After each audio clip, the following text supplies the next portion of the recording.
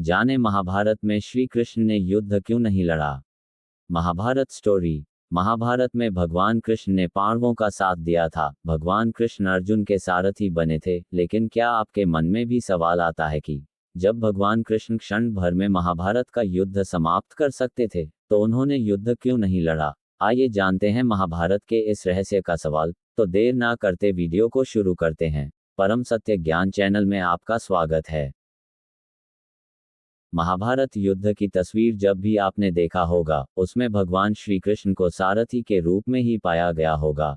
दरअसल महाभारत के महायुद्ध से पहले ही श्री कृष्ण ने कह दिया था कि वह महाभारत के महायुद्ध में शस्त्र नहीं उठाएंगे और न युद्ध करेंगे। पूरे महाभारत के दौरान कई विषम स्थितियां आईं, लेकिन श्री कृष्ण स्थिरचित बने रहे और उन्होंने अपना सुदर्शन चक्र नहीं चलाया, न ही किसी से युद्ध किया। बस एक बार ही युद्ध के आरंभ में भीष्म की मनोदशा और इच्छा का सम्मान करने के लिए और अर्जुन को कर्तव्य का बोध कराने के लिए श्री कृष्ण ने रथ का पहिया हाथों में उठा लिया।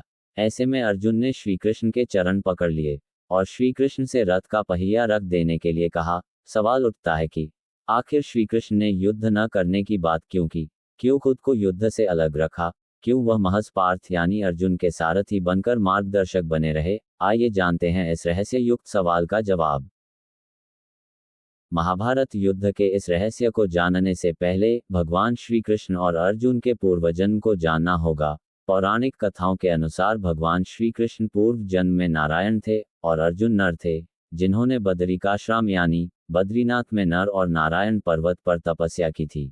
नारायण और नर दोनों ही भगवान विष्णु के अंश से ही उत्पन्न हुए थे, क्योंकि उस समय सूर्य भगवान के एक असुर भक्त दंभोदभव ने सूर्यदेव की तपस्या करके उनसे 1000 कवच का वरदान मांग लिया था। इस कवच के साथ यह भी शर्त थी कि 1000 साल तपस्या के बाद ही कोई इस कवच को तोड़ सकता था, और जो भी इसे तोड़ता वह स्वयं भी मर जाता। इस वरदान को पाकर दंभोदभव अपने आप को अमर मान बैठा था और देवताओं और मनुष्यों पर अत्याचार कर रहा था। नर और नारायण को दंभोदभव ने युद्ध के लिए ललकारा। तब नारायण ने दंभोदभव से युद्ध किया और 1000 साल के युद्ध के बाद आखिर नारायण ने असुर का पहला कवच तोड़ दिया, लेकिन कवच तोड़ने के साथ वह स्वयं भी मृत्यु को प्राप्त हो गए। तब नर ने उन्हें महामृत्युंजय मंत्र से जीवित कर दिया और दंभोदभव से युद्ध करना आरंभ किया। ये युद्ध भी 1000 साल चलता रहा और नर ने असुर का दूसरा कवच तोड़ दिया।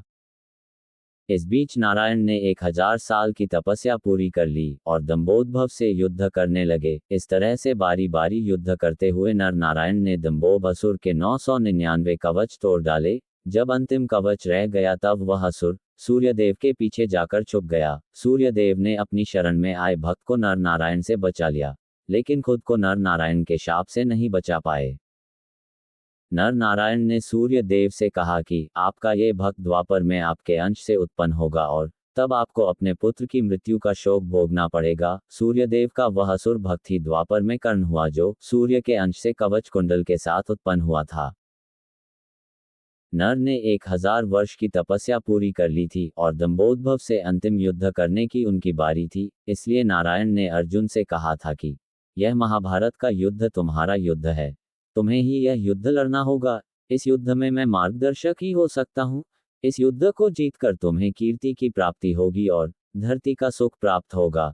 तुम अपना युद्ध नहीं लड़ोगे तो मैं भी तुम्हारी मदद नहीं कर पाऊंगा, क्योंकि कर्ण का वध तो केवल अर्जुन ही कर सकते थे, क्योंकि सूर्य के वरदान के कारण दंभोदभव को वही मार सकता था जिसने 1000 वर्ष तपस्या की हो। और कर्ण अगर जीवित रह जाता तो महाभारत युद्ध पांडव नहीं जीत पाते। इसलिए श्री कृष्ण ने अर्जुन को युद्ध करने के लिए कहा और स्वयं पार्थ के सारथी बने रहे।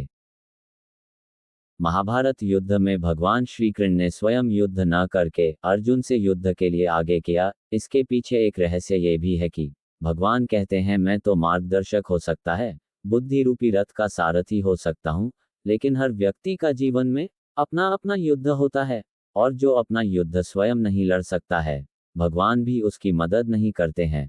इसलिए हमेशा ये समझना चाहिए कि जब युद्ध हमारा है तो ये हमें ही लड़ना होगा। ईश्वर हमारे बदले आकर युद्ध नहीं लड़ेंगे।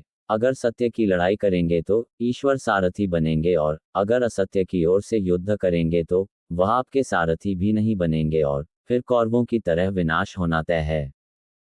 मैं आशा करता हूँ कि ये वीडियो आपको अच्छा लगा होगा। यदि वीडियो आपको अच्छा लगा हो तो लाइक करें, शेयर करें, कमेंट करें तथा मेरे चैनल को सब्सक्राइब करें। बेल आइकन भी दबाएं। वीडियो देखने के लिए आपको दिल से धन्यवाद।